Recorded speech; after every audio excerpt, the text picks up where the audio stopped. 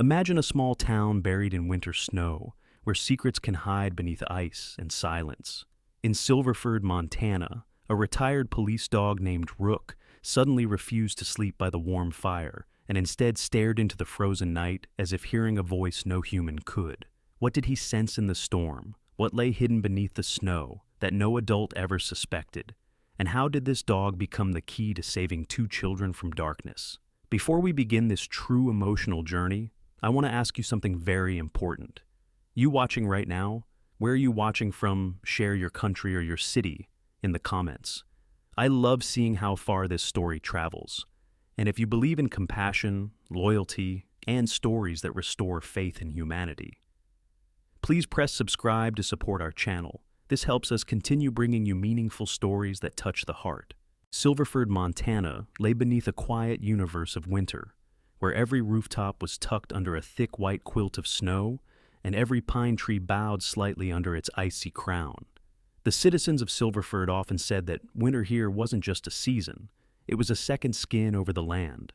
The air itself moved differently, slower, heavier, and filled with a hush that invited introspection. On the outskirts of town, where the last paved road dissolved into frozen earth and wild forest, stood a modest cedarwood cabin half sunk into snowdrifts. This was the home of Ethan Ward. Ethan Ward, age 36, tall with a strong, sturdy physique that suggested a man built through years of rigorous police work, carried a quiet solemnity in his posture. His hair was a dark chestnut, cut short but slightly unkempt in a way that suggested he no longer cared for perfect grooming. His eyes were a deep storm gray, the eyes of someone who had known both duty and heartbreak. His late wife Margaret had passed away 3 winters earlier after a long illness, and since then Ethan had retreated largely into solitude. He had become a man who spoke mostly in nods and reserved smiles, but every now and then a surprising dry humor would slip through, as if a warmer version of him occasionally resurfaced. Inside his cabin, beside the stone-framed fireplace where embers glowed like tiny suns, lay Rook, a retired German Shepherd K9. Rook was 10 years old, his fur a striking mix of sable and black. The years of service showed in his dignified posture and alert eyes. He had a thick, muscular neck, a strong chest, and scars hidden beneath his coat, souvenirs of old duties. His ears stood tall like twin sentinels, and his gaze was sharp, intelligent, almost human. To Ethan, Rook was more than a dog. He was a partner who once sprinted through night alleys chasing suspects, a guardian who sniffed out danger, and now, a silent shadow who slept near Ethan's feet. Rook had always been brave, steady, and precise, but since retirement, he had softened just enough to appreciate comfort. He adored lying near warm fires and had recently developed a fondness for being scratched behind his right ear, where he would lean his head like an old king inviting homage. Outside, the wind pressed against the cabin walls with a hollow whistle, a wintry choir singing against the wood. Silverford's population was small, only about 2,000 souls, and most people here lived in homes older than themselves, built by grandparents who believed in thick timber and heavy hearthstones. Ethan didn't often have visitors, but once a week he received groceries delivered by Sarah Collins. Sarah Collins, age 32, was a friendly, warm-hearted woman with a round face, rosy cheeks, and straight honey-blonde hair, usually tucked into a knitted beanie. She was medium height, slightly plump in a comforting way, with a laugh that jingled like sleigh bells.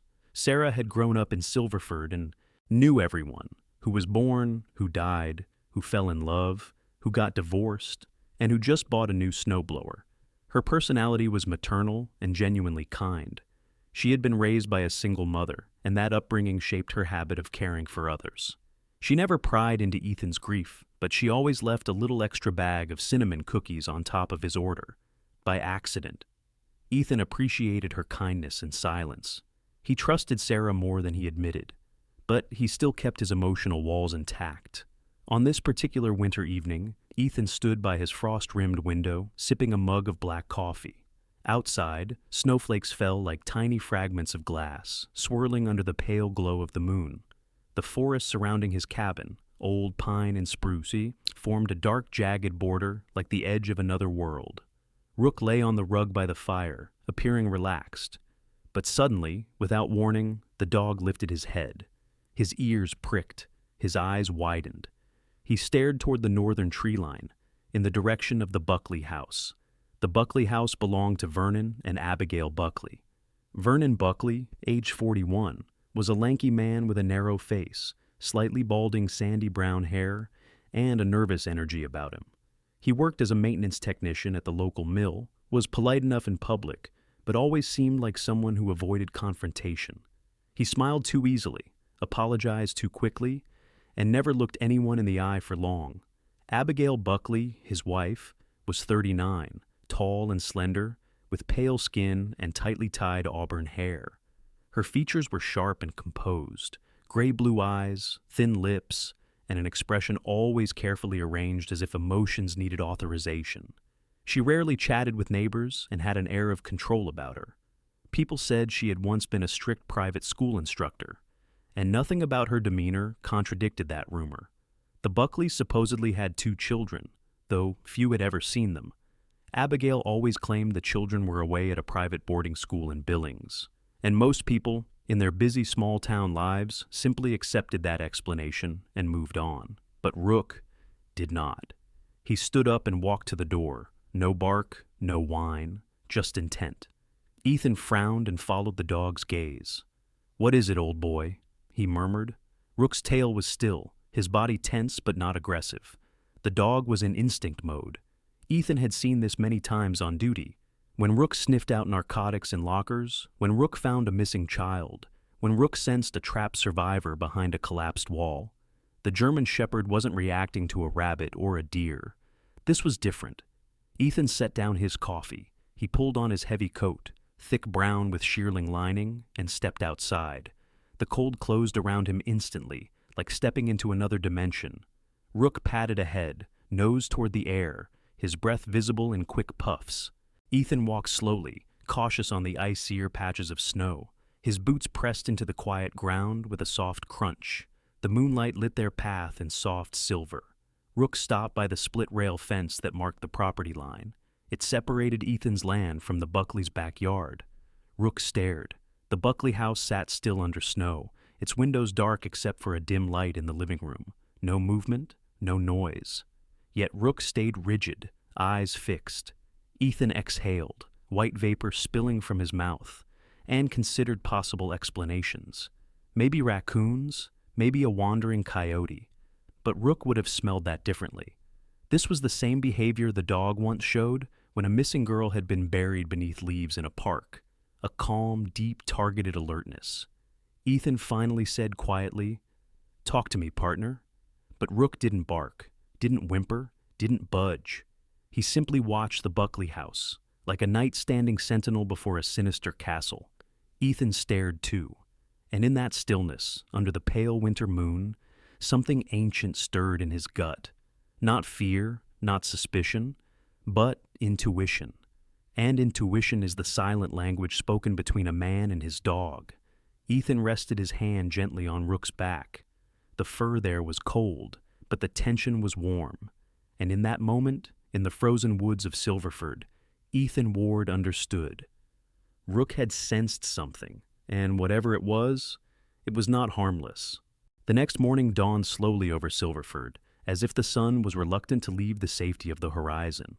The world was tinted with a soft blue glow that only existed for a brief window during Montana winters. Ethan woke early, not by alarm, but by instinct, and by the sound of pacing.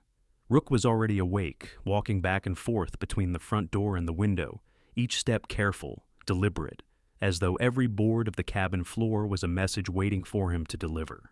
Ethan dressed in thick wool socks, denim, and a flannel shirt thrown over a thermal undershirt. He brewed coffee, hoping the familiar smell might coax normalcy back into the morning. But even as the steam rose from his mug, curling upward in lazy spirals, Rook remained unmoved in his vigilance.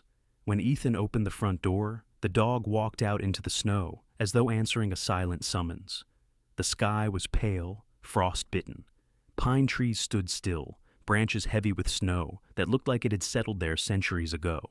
Rook scanned the air with his nose, one deliberate breath at a time. Unlike last night, however, this wasn't curiosity. This was urgency. Ethan spoke softly. If you're wrong about this, I'm going to feel pretty stupid.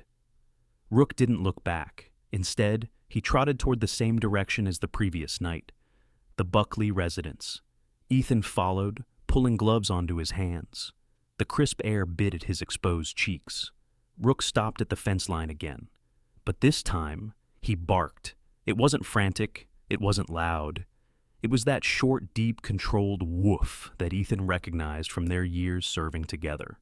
The alert bark. The someone is out there bark. The we have a location bark. Ethan exhaled, cloudy frost from his lips rising upward. All right, boy, message received. He took out his phone. He scrolled to the contact for the Silverford police station and placed a call. A few minutes later, a patrol SUV rolled up the icy road. 2 uniformed officers stepped out. Officer Daniel Price and Officer Lillian Reeves. Officer Daniel Price, 29, was a broad-shouldered young man with sandy hair and a cheerful, friendly demeanor. He had recently transferred from Helena to Silverford because, as he liked to announce proudly, I'm a small-town heart in a big state world. He was earnest, and perhaps even a little naive, but he was also the type who respected protocol and believed in doing things right. Officer Lillian Reeves, 34, was lean, with sharp eyes and dark brown hair pulled into a tight bun. She walked with the confident steps of someone who knew the law inside and out. She had a reputation for being intelligent, meticulous, and unshakably steady under pressure. Unlike Daniel's friendly openness, Reeves rarely smiled. She spoke in practical, measured words. The 2 officers approached, and Daniel nodded politely. Morning, Ethan. Heard you got something? Ethan gestured to Rook, who now stood absolutely still, nose pointed toward the Buckley yard. He's got something, Ethan said. Daniel crouched down and scratched Rook lightly behind the ear. Oh yeah? You smell something, soldier? Rook did not react. That alone told the officers plenty. Reeves asked, You're saying he alert barked? Ethan nodded. Twice. First last night, no vocalization but the posture. And this morning, alert bark. Reeves drew in a slow breath. And you trust his judgment. Ethan looked at Rook with something deeper than trust. I'd trust him to lead me through a burning building blindfolded. Reeves considered this. Daniel looked toward the Buckley yard. Well, kids are supposed to be gone, right? School and all that? Ethan stared at the window of the Buckley house. That's the problem. Nobody ever sees them. Reeves straightened. First step, conversation. We do this by the book. Abigail Buckley opened the door after their knock. She stood framed in the doorway of a house that felt colder than the outside air. Officers, she said warmly, but the warmth was practiced. What a surprise. Reeves lifted her badge slightly. We received a report of a possible welfare concern related to minors at this residence. Abigail blinked, then light laughter. Oh dear, really? This must be a misunderstanding. The children are at boarding school. They've been gone since September. Daniel asked. Which school? St. Helena Preparatory. Phone number? Abigail's lips tightened, though only slightly. I don't have it memorized. Reeves maintained eye contact. May we take a brief walk around the property perimeter? We won't enter any doors or structures without permission, just visual observation. Abigail hesitated. Her fingers tightened slightly on the doorframe, but only someone trained like Ethan would notice. There's nothing to see. It's just snow, pine, and storage. And lately, probably lots of frozen rodent carcasses. Daniel winced. Ah, lovely. Rook, meanwhile, moved to the side of the house, slowly, deliberately. Reeves said, Ma'am, you can either allow voluntary inspection of the exterior, or we can request an emergency welfare warrant. This dog is an officially trained former K9 with alert behavior noted. That carries significant evidential weight. Abigail's jaw ticked. A tiny pulse fluttered near her temple. Then she stepped aside. Fine. You can look around the yard. Just don't go near the shed. The moment she said shed, Rook turned sharply and walked straight through the snow. Daniel murmured, Well, that was subtle. The 3 adults followed the dog. Rook didn't sniff randomly. He didn't zigzag. He didn't wander. He moved with the directionality of a compass needle. He stopped at the far corner of the yard. Snow lay in thick piles across most of the ground. But here, The snow was thinner, melted unevenly, as if heat had been coming from beneath. Rook pressed his nose to the ground, then looked up at Ethan. One bark. Reeves looked at Ethan. Daniel looked at the ground. Ethan knelt down and brushed aside the thin snow layer. Beneath, wood. A faint outline of a concealed hatch. Daniel inhaled sharply. That's not normal. Reeves spoke calmly. No, it is not. Something flickered in Ethan's stomach. A memory of a different search, a different child, a different winter. Reeves stepped back. I need verbal confirmation from you, Mr. Ward.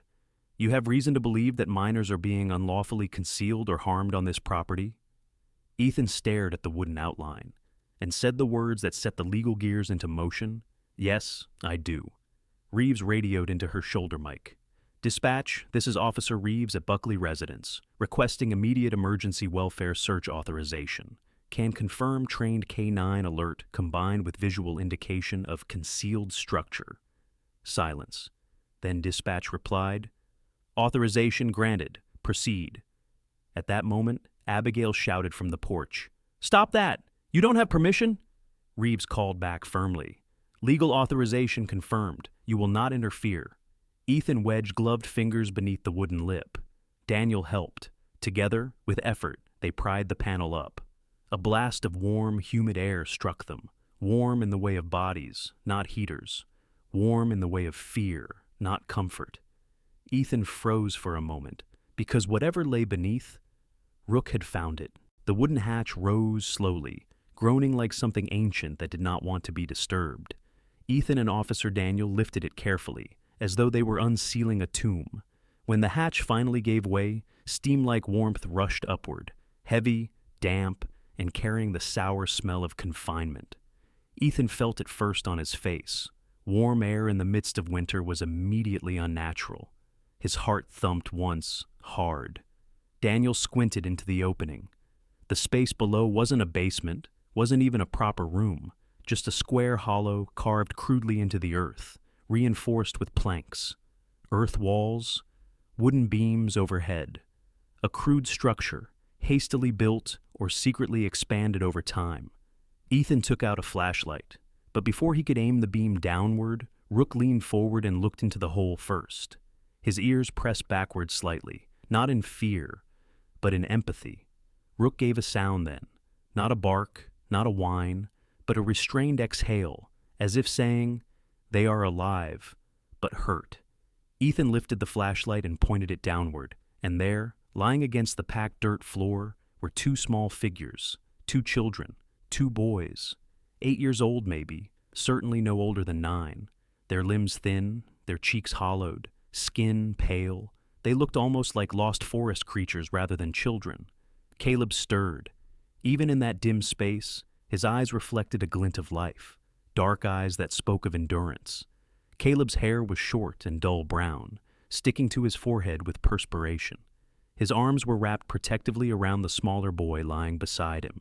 Sam was motionless at first. His eyes were open, but wide and unfocused. His hair was lighter brown, his face gaunter.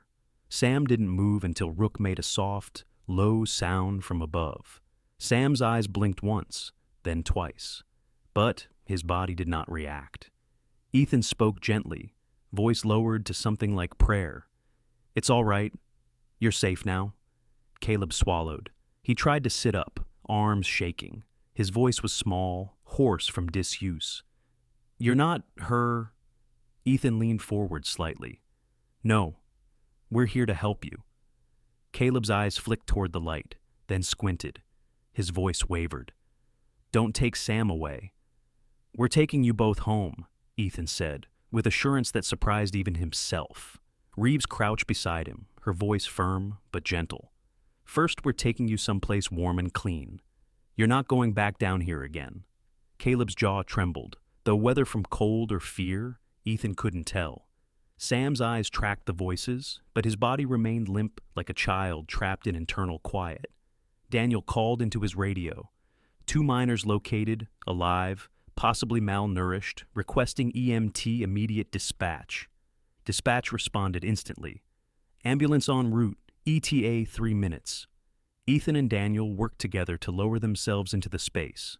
Ethan descended first, careful not to drop soil onto the boys.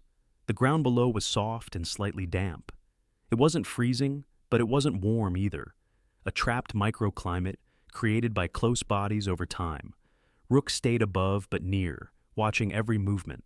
When Ethan knelt beside Caleb, the boy flinched faintly. "It's all right," Ethan murmured. "My name is Ethan. This is Daniel. And up there is Rook. He's a good dog, a brave one." Caleb's eyes flicked upward toward Rook, and something, tiny but real, shifted in his expression. Recognition, connection, trust. Ethan gently reached toward Sam first, running a hand near his arm, never grabbing without warning. "Sam, can you move?" Sam stared blankly, no blink, no twitch, just silent shock. Caleb whispered, "He doesn't talk, not since—" But his voice cut off, as if the memory halted his breath. Ethan slid his arms beneath Sam slowly. The boy weighed almost nothing, lighter than any healthy child should be. Ethan lifted him upward toward the opening. Above, Reeves reached down and took Sam carefully, as though holding spun glass.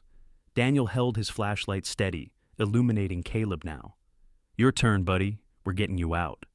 Caleb hesitated, but then accepted Ethan's help. Ethan's hands closed around the boy's bony arms, and Caleb climbed shakily to his feet.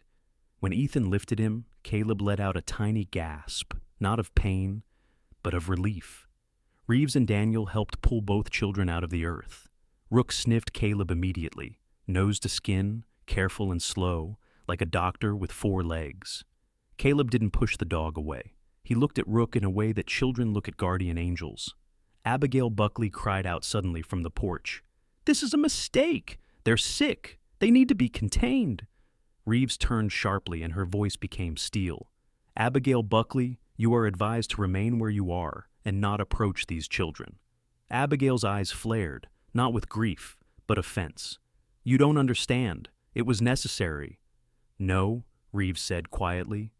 "It wasn't." Ethan wrapped his own coat around Caleb's shoulders. The boy trembled, but not only from cold, the tremor of someone adjusting to daylight after too long underground.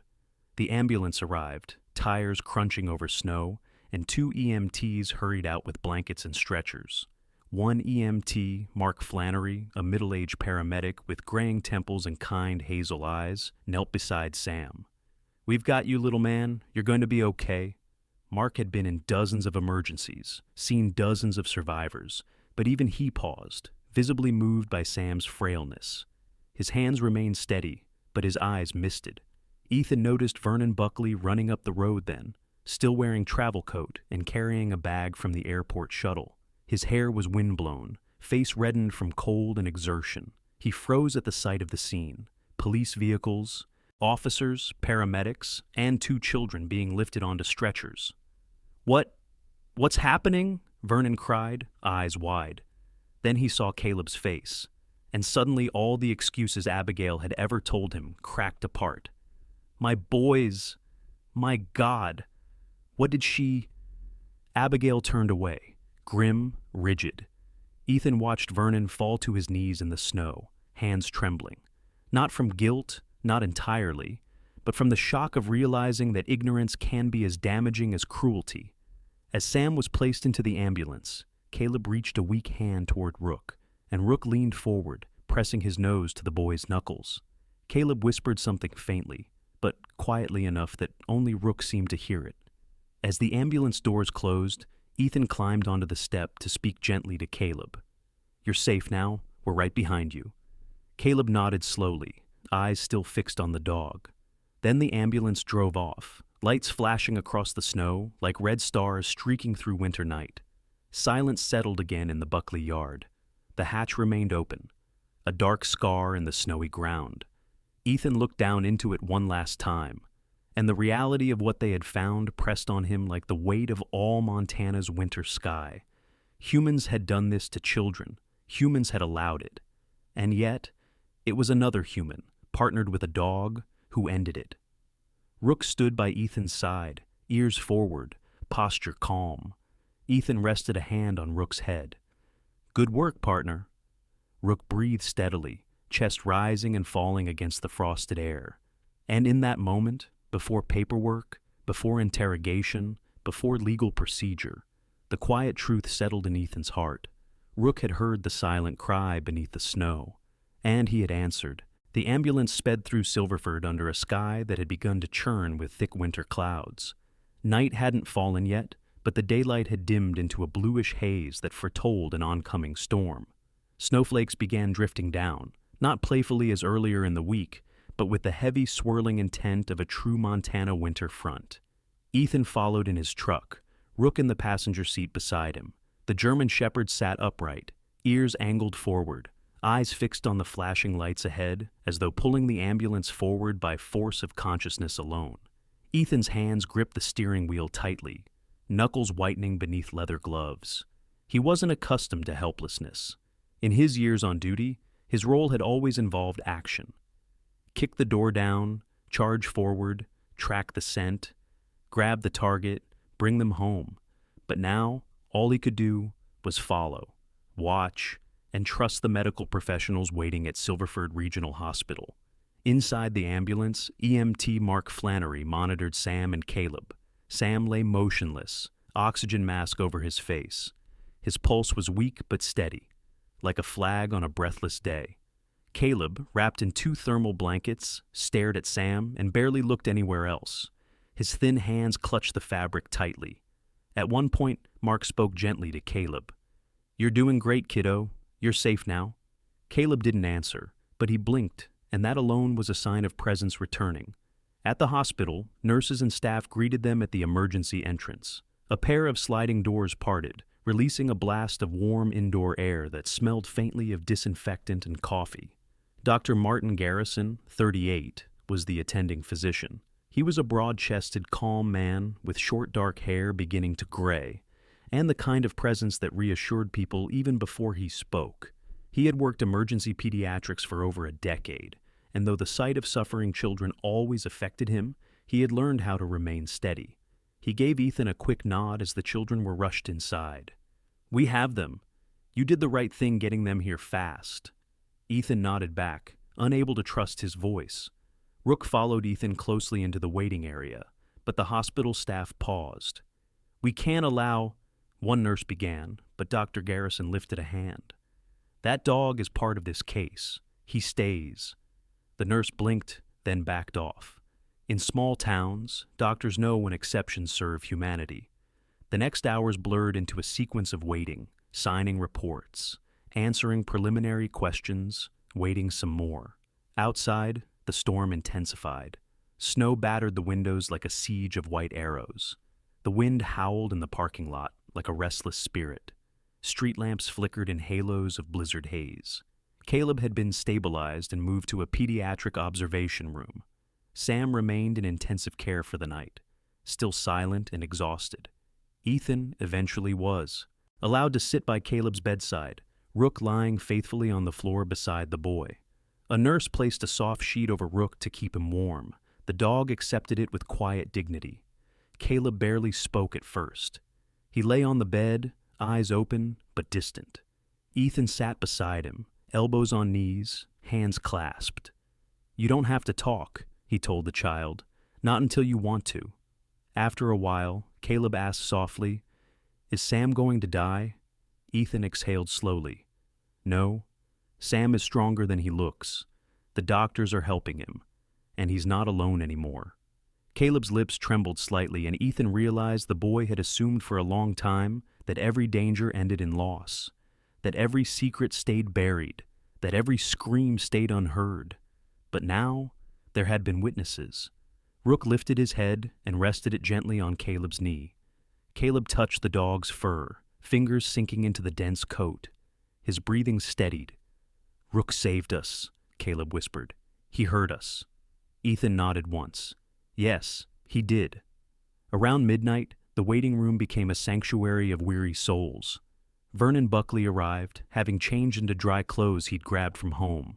The man looked utterly deflated, like someone who had wandered through a desert of denial only to find the truth waiting with cold clarity at the end. He sat across from Ethan. "I didn't know," he began, voice shaking. "She said they were fine. Said they were safe, that she was doing what was necessary. His hands pressed together. I'm their father, and I didn't know. Ethan didn't reply immediately. Some failures required silence before response. Eventually he said, You believed what you wanted to believe, but now you see what's real. What matters is what you do next. Vernon stared at the floor. I want to be there for them. Ethan looked him in the eye. Then don't fail them again. Vernon nodded, tears escaping his eyes. I won't. Meanwhile, Abigail Buckley had been detained and processed, not treated as a monster, but as someone responsible for immense harm. She sat in an interview room that night, facing consequences, both legal and moral. But this chapter was not about her. It was about the boys. Just before dawn, Dr. Garrison approached Ethan. Sam's responding, very weak but improving. They'll both need long-term care, psychological therapy, nutritional rehabilitation, but physically, they'll survive. Ethan felt something loosen inside him, like a knot finally untying. Caleb was allowed to see Sam. The two brothers sat together quietly. Sam couldn't speak, but his eyes found Caleb's hand, and their fingers interlocked. That small gesture was worth more than any medical prognosis. Later that morning, as the storm finally subsided and sunlight broke through clouds like a promise, Ethan returned to the entrance of the pediatric wing. Snow outside lay deep, like a battlefield, that had been fought and won. Rook stood beside him, tail swaying slowly. Caleb's voice came softly from behind Ethan. Can Rook stay? Ethan turned. Caleb stood beside Sam's wheelchair, hospital blanket around his shoulders. Rook approached them. Caleb leaned down and touched his forehead gently to the dog's. Sam reached out a hand, and Rook nudged it with his nose, careful and slow. The nurses and doctors had witnessed many recoveries, but they watched this moment with unusual quiet, because what happened here wasn't merely medical. It was primal, ancient, the bond between child and protector. One of the nurses whispered to another, "That dog is something special," and the other replied, "No, the dog is exactly what dogs were born to be." Ethan cleared his throat. "Rook is staying as long as you need him." Caleb looked up at him. "You're staying too, right?" Ethan placed a gentle hand on the boy's shoulder. "Yes, I'm not going anywhere." Outside the window, flakes of leftover snow drifted gently, and the world seemed lighter than the day before. The storm had passed. The cold remained, but warmth had returned in a new form. Belonging. And for the first time since his wife's death, Ethan felt something stirring. A reason to keep going. A small ember of future. Rook stood with his head lifted, looking out at the bright sky, as though perhaps listening for any distress call that might still exist in the world. But for now, his mission was here, and Caleb was safe. Winter receded slowly in Silverford, not by melting in a single thaw, but by loosening its grip one frost at a time. Snowbanks sank gradually. Ice on the eaves dripped in slow rhythms. And inside Silverford Regional Hospital, Sam and Caleb began their own slow unfreezing. Their recovery was not swift, nor dramatic, nor linear. It began with routine, morning vitals, warm meals in small portions, professional evaluation, gentle questions. Ethan visited daily, sometimes twice, occasionally during the deepest hours of night, when the hallways were ghost quiet and fluorescent lights hummed faint lullabies. He would sit with Rook beside Caleb's bed, the two of them forming a silent guard. Sam's therapy began with minimal demands. Doctors didn't ask him to speak. They simply spoke to him. A child therapist named Dr. Lee Anderson, 35, short with curled dark hair and a gentle voice, often read aloud to him. Fairy tales, short poems, sometimes just descriptions of sunny places. Dr. Anderson believed that language could become scaffolding around a traumatized mind, strong enough to hold something that wasn't fear. Sam rarely reacted, but sometimes his eyelids lowered in peace, not anxiety. Caleb progressed more visibly. He began eating more normally. His posture straightened. He giggled, once at Rook when the dog sneezed in a dramatic burst. Ethan nearly dropped his coffee hearing that sound, because laughter was proof that childhood still lived inside him. One chilly afternoon, Caleb was sitting on a cushioned bench in the therapy room, where volunteers had placed colorful stuffed animals and a tall window allowed sunlight to pour in. Ethan entered quietly. Caleb offered a faint smile. Sam sat beside him, clutching Rook's tail lightly.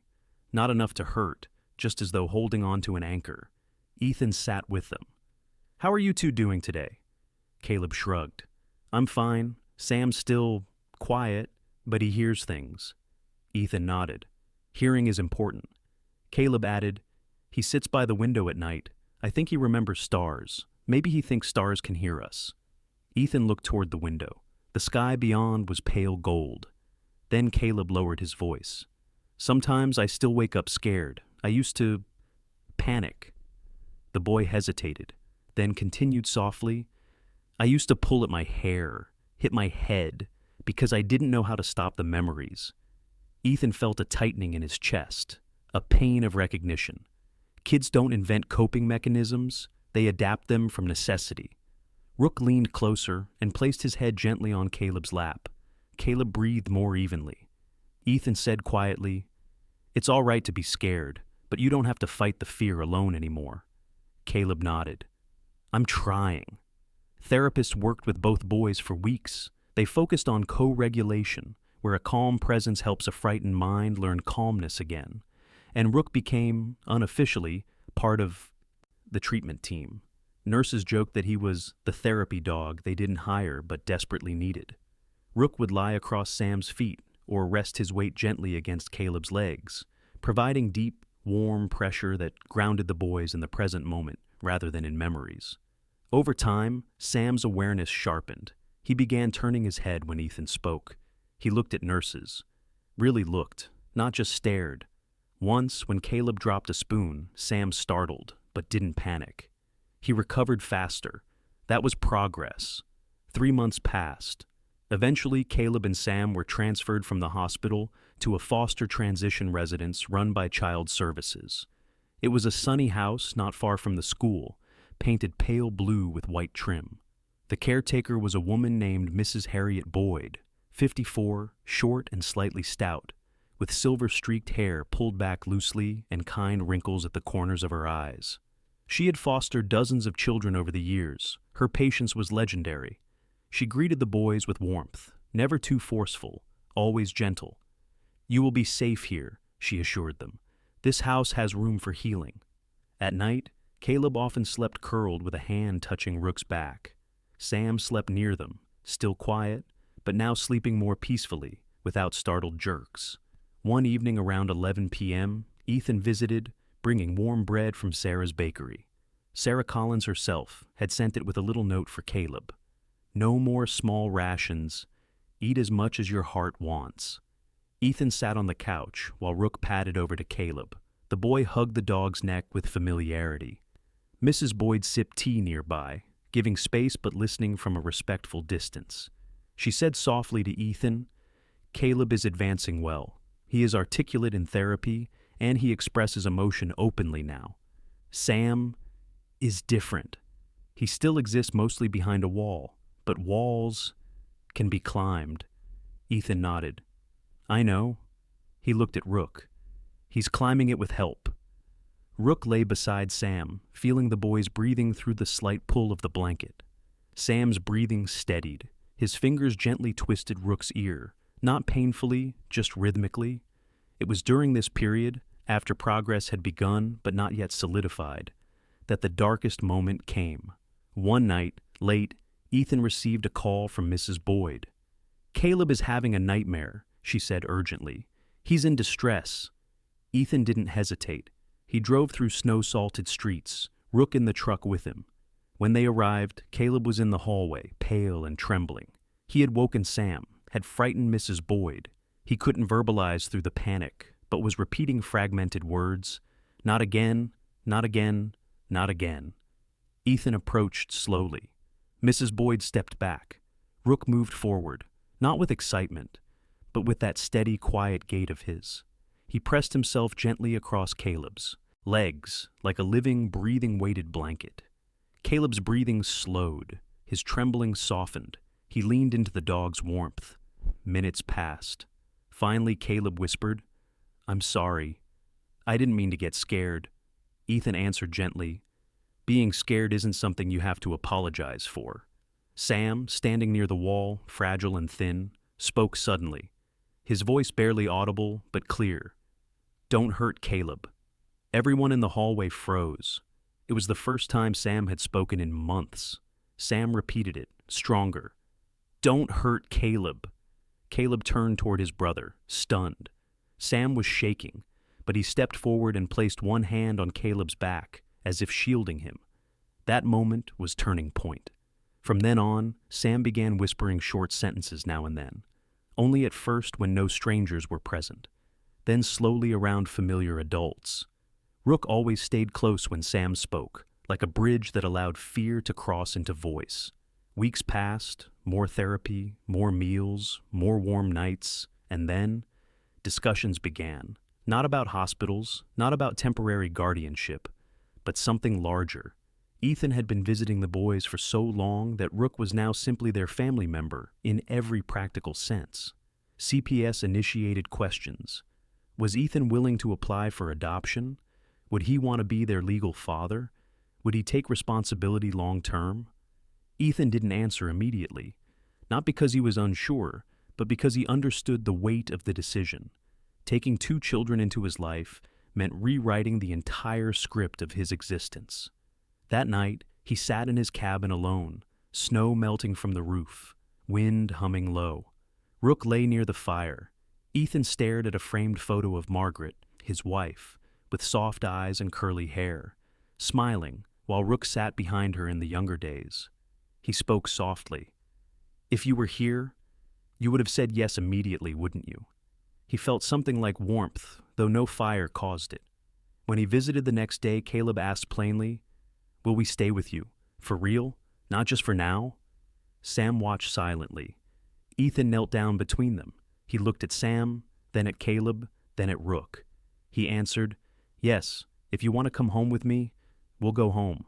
For good." Caleb nodded, tears in his eyes. Sam stepped forward. He didn't cry, but he leaned gently into Ethan's chest. And in that quiet, indoor sunlight, a broken family began to form a new shape. Spring arrived in Silverford like a shy visitor, unsure of whether it was truly welcome. Winter had not entirely departed. Flecks of snow still clung to soil in shaded places. But the sun began appearing with greater confidence, and the air warmed enough for melting to become a daily chorus, dripping from roofs, trickling down gutters, pattering onto softened ground. During these months, Ethan's cabin underwent its own transformation, not outwardly, no construction crews, no repainted walls, but inwardly, as though the building itself began adjusting to the new voices within it. The space that once echoed with loneliness now held soft sounds. Footsteps of 2 boys, murmured conversations, small laughter, the occasional muffled argument about who got to give Rook the first treat of the day. But legally, nothing was finalized yet. There were still steps to complete: background evaluations, scheduled home visits, psychological assessments, in-home trials. The process was thorough, and rightly so. Children deserved certainty. A social worker, Melanie Cooper, age 41, tall and slim with dark eyes and a professional calm, visited weekly. She observed interactions, how Caleb gravitated naturally toward Ethan when feeling uncertain, how Sam stuck close to Rook and slowly began to shadow Ethan as well. She watched Ethan cook simple meals, grilled cheese, oatmeal, roast chicken. She observed how the boys responded to being asked gently to help with table setting or washing vegetables. These were not tests, but glimpses of everyday life. One afternoon, Melanie observed Ethan teaching Caleb how to chop carrots. Caleb was clumsy with the knife, but Ethan hovered patiently, guiding his fingers. Rook lay beside Sam, while Sam drew pictures on a pad, mostly trees, clouds, and dogs. Dogs, plural. Each one looked somehow like Rook, but also different. Perhaps imagined companions. Later, when Sam showed Melanie one of the drawings of 2 boys and a dog standing under a yellow sun, she noted quietly, "I see 3 figures." Sam nodded. "That's you and Caleb. Melanie continued. And Rook. Sam shook his head softly, then pointed at the third figure. That's Ethan. Melanie wrote something on her clipboard, a small smile forming. Weeks passed. The 90-day in-home care period neared its end. Caleb had grown sturdier, no longer gaunt. His cheeks had color again. He talked openly, though still gentlest at night. Sam's speech had returned in small, steady doses. He spoke mostly to Caleb and Ethan, and of course to Rook. Rook, meanwhile, had entered a new phase of life, something like retirement, but reimagined. He was no longer a working K-9, but everyone in the household understood. He still worked. His job now was quieter, deeper, being the living presence that reassured two children that danger would not return. One evening after dinner, Ethan sat on the front steps with Caleb and Sam beside him. The sun set, painted the pines in strokes of amber and pink. Caleb leaned his head on Ethan's shoulder. Sam leaned on Rook. Ethan rested a hand on Caleb's back and said, "Tomorrow is the court date." Both boys grew still. Caleb asked, "What does that mean, exactly?" Ethan answered softly, "It means the judge will decide if I can officially become your dad." Caleb turned. "But you're already that." Sam nodded slowly, eyes reflecting deep certainty. Ethan felt his chest tighten, but this time with warmth, not pain. The next morning, Silverford County Courthouse stood beneath a sky that flirted between sun and rain.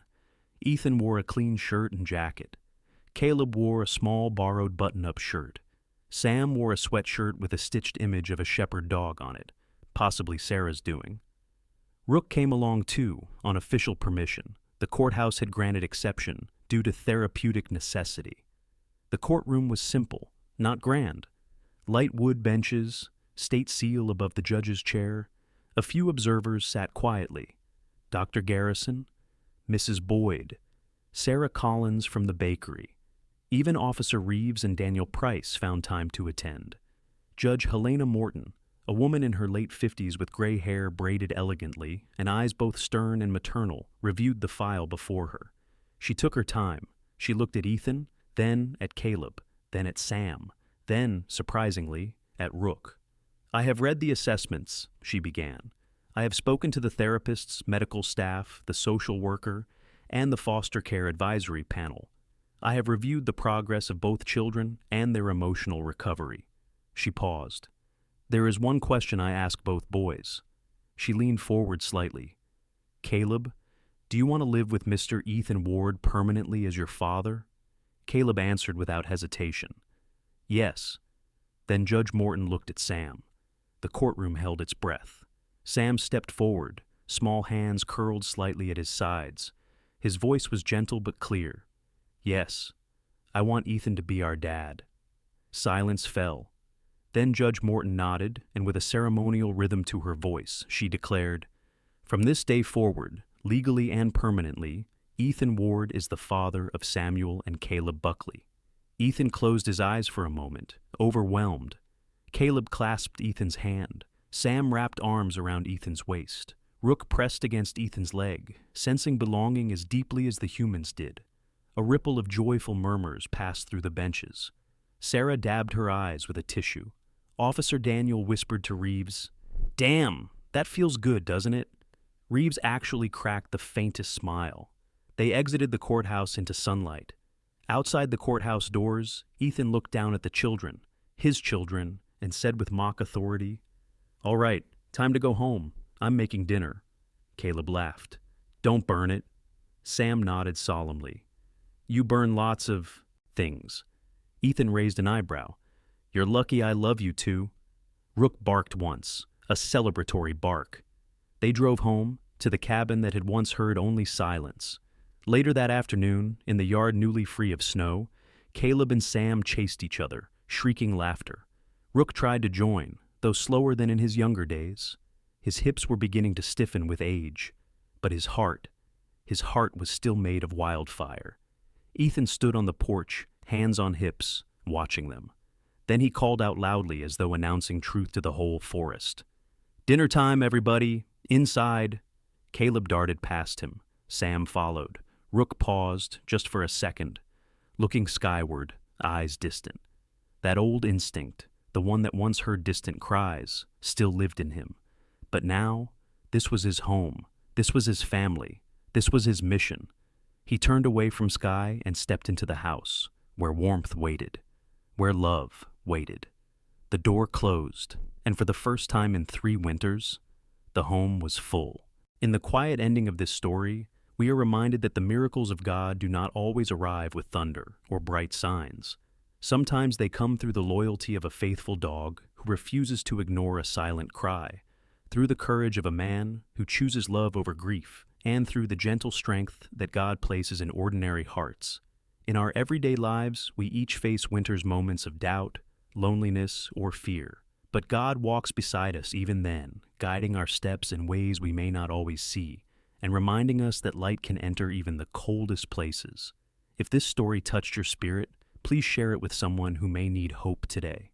Leave a comment to tell us your thoughts and type Amen if you believe in the quiet miracles God sends. May God bless you and your loved ones with peace, protection, and healing. And please remember to support the channel by pressing subscribe so we can continue bringing stories of faith, compassion, and quiet redemption.